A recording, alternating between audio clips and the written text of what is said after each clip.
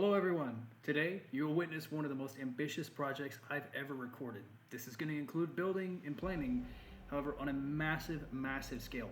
This will be a part of a new series for the Broken Crown project, which if you haven't seen the first part of this, I highly suggest you watch it. It'll be linked in the description below. It is a part of the series.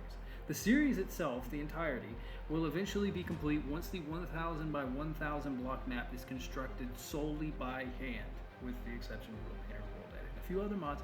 We're not going to totally get into that. What we're really going to get into is the beginning of this journey. So without further ado, ladies and gentlemen, let's begin.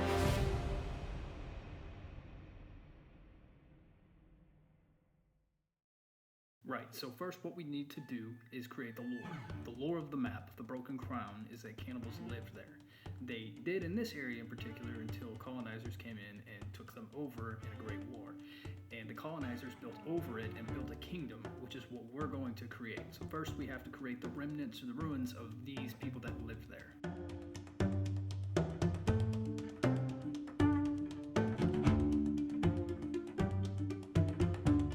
So what I'm really trying to portray here is that these cannibals still live on the Broken Crown, the map.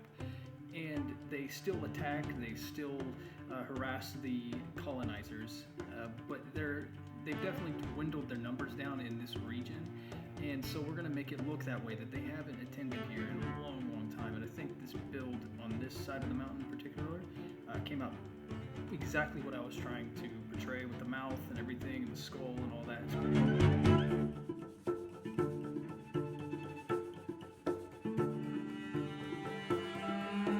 So now we can explain these colonizers a little better. So when I was writing their lore, I felt they fit the crusader category a little more, outspreading their religion. So these crusaders are monotheistic. They believe in one omnipotent god, and the cannibals, they're polytheistic and they believe in multiple gods, and that these are evil people that they're coming to conquer. And they weren't planning on it until the first voyage. They were taken over by the cannibals, and this is their second voyage coming through, and now they've taken it over. They sent supplies, they sent everything, and now they are building on top of this, hence the walls and all this. They were more equipped than the cannibals, so it's interesting to see where this goes.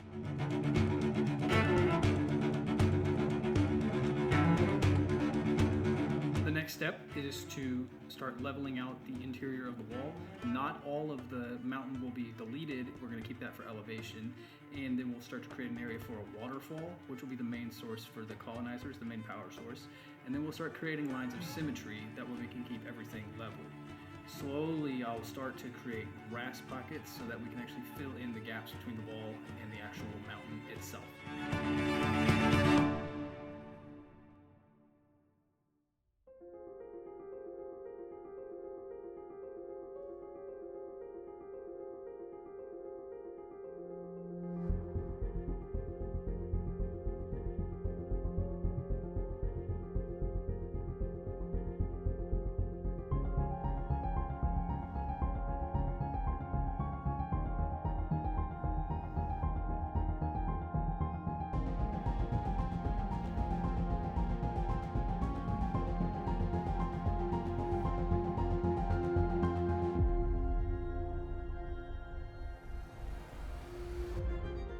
Now it's time to create the waterfall.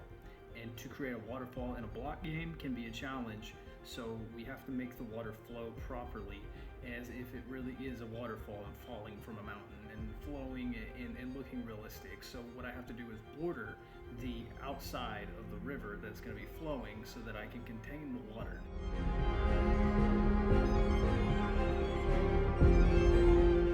Next, we have to dig into the ground to make the water fall outside of the wall.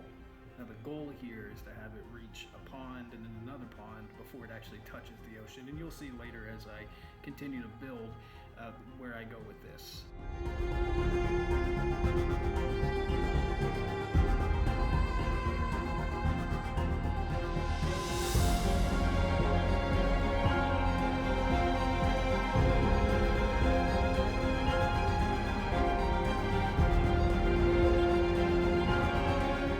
Next, we need to create the pond that I was talking about earlier, and it's going to be built by the same wall. It would look weird if it wasn't.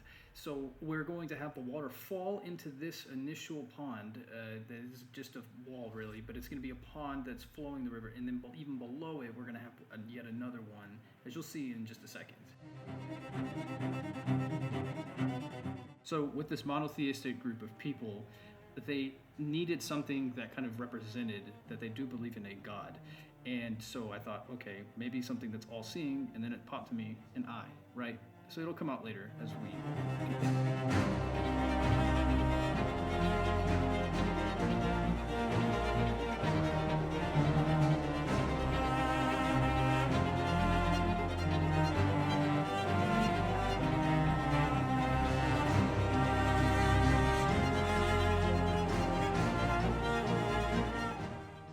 Now we have to create a bridge, and the bridge is going to extend over the river.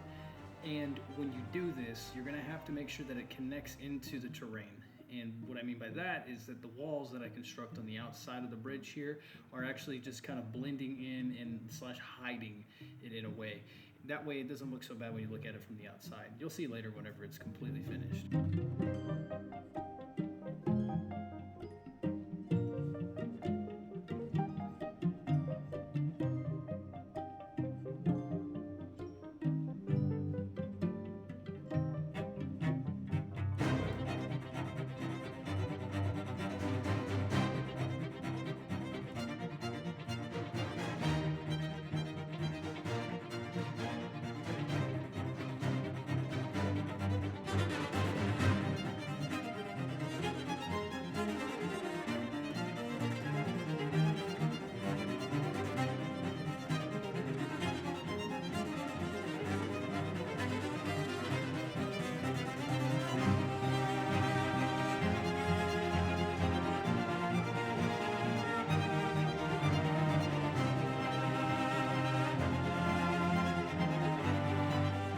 The bridge is complete, and I feel like it does highlight the wall just at the entrance of the eye, which is still not finished, but it will be, and it just overall pops out, which is what I'm aiming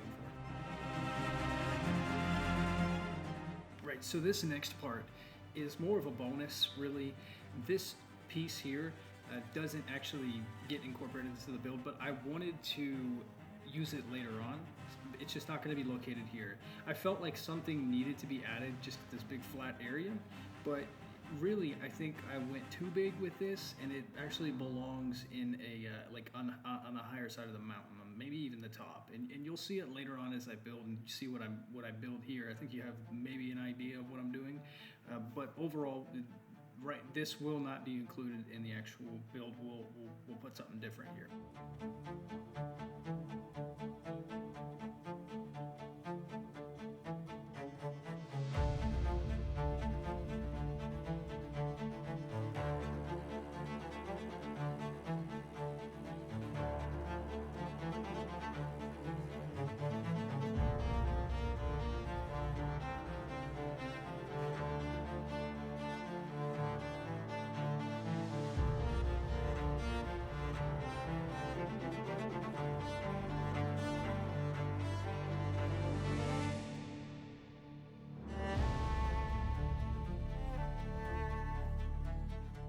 See, isn't this going to look a lot better on top of the actual mountain, not in the center of the build, right?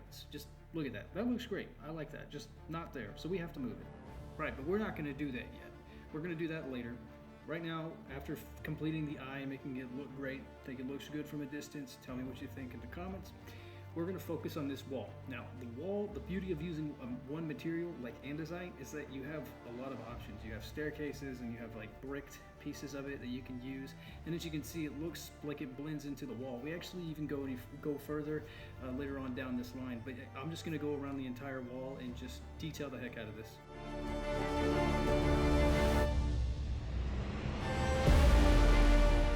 So now you might be thinking to yourself, like, how am I going to extend this wall?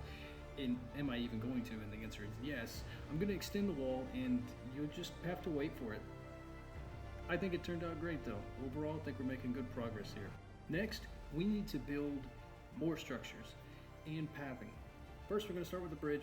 And then we're going to slowly work into a nice structure, nice little entrance. You know, from the mouth, from the skull that we entered at the bottom of the mountain, well, there's nothing actually like covering that. So we needed something. And this actually took me a lot longer than it usually does because of how small it is and how long it needed to be. But it actually turned out pretty good, I think.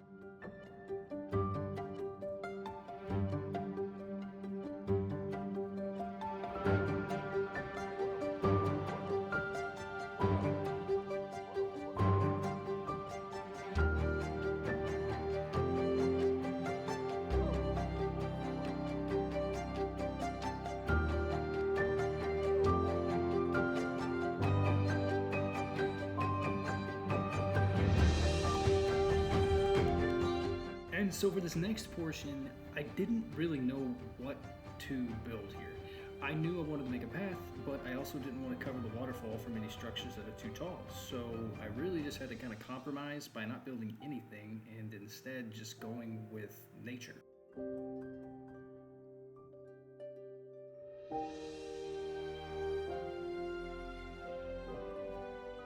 And so now here comes the fun part. I knew I wanted more than one entrance and maybe even a few more, but they're definitely going to need to be well defended against the cannibals.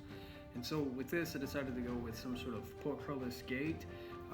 You'll see it later here in a second as I go in, but I had to dig into the rock, dig into the wall, and then dig into yet another rock to actually get this path to work. And this is going to take some time getting all of these blocks on the interior side actually detailed and looking like it really belongs in the build.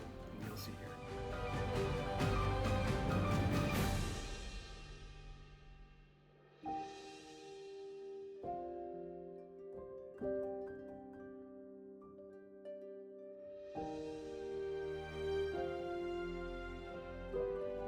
And so next, now we need to create the walls for the peninsula island.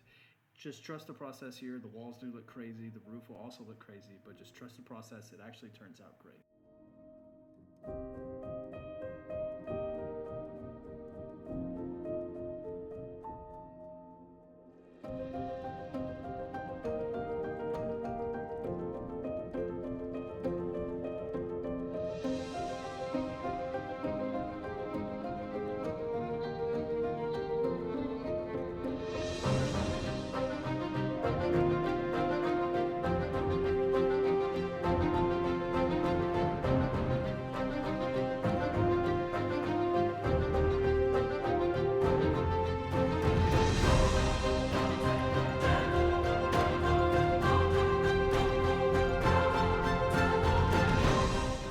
So I know this looks a little crazy right now, but like I said, just trust the process. So this is really just going to be 4 roofs that are separated from each other.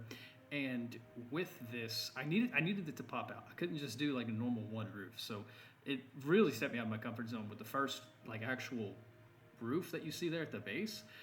It took me a second to get it right, and I think it turned out right. I still edited a little bit more, but now as I put logs there and just showed that it's actually connected and supported to it, you might actually start to see it come to life, especially whenever I paste it to the other side of the build.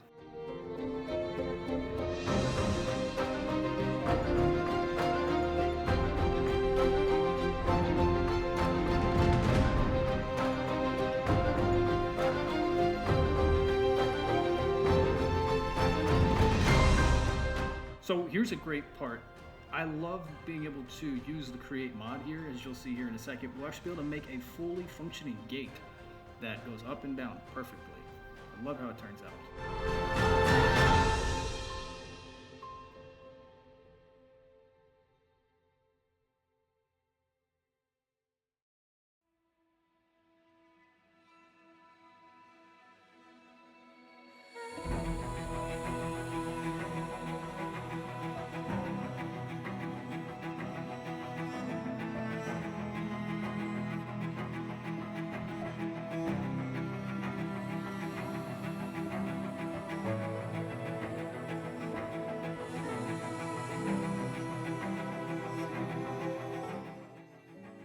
All right, everyone, that concludes part 1 of this series of Cindral Reach. Enough talking, let's get into the cinematic.